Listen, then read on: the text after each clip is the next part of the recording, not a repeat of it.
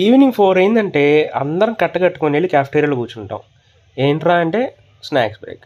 నాకు ఈరోజు ఏమొద్దురా బాబు, మార్నింగ్ నుంచి స్వీట్స్ తిని గులాబ్ జామ్ తిని ఫుల్ అయిపోయి ఉంది అంటే, మా వాళ్ళు లేదు మా ఈరోజు కొత్తగా ట్రై చేద్దాము, రోజు టీయేగా తాగుతాం అని చెప్పి ఒక ప్లేట్ మసాలా వడ, ఒక ప్లేట్ దహీ పూరి అయితే తీసుకున్నారు.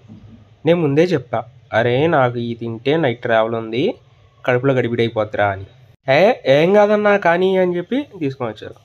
సర్లే అని చెప్పి దహీపూరి తీసుకొని నోట్లో పెట్టుకున్నా. ఫస్ట్ నా ఎక్స్ప్రెషన్ చూస్తేనే అర్థమై ఉంటుంది, రకరకాలుగా ఉంది. అనవసరంగా ఒక 50 రూపాయలు బొక్క పెట్టాము, దీనికన్నా రోడ్డు మీద పానీపూరి బండోడే బాగా వేస్తాడు అనుకున్నాం. సర్లే మసాలా వడన్నా ట్రై చేద్దాము అని చెప్పి నెక్స్ట్ తెచ్చుకొని తిన్నా. ఓకే, పానీపూరి కన్నా అప్పుడు బాగానే ఉంది.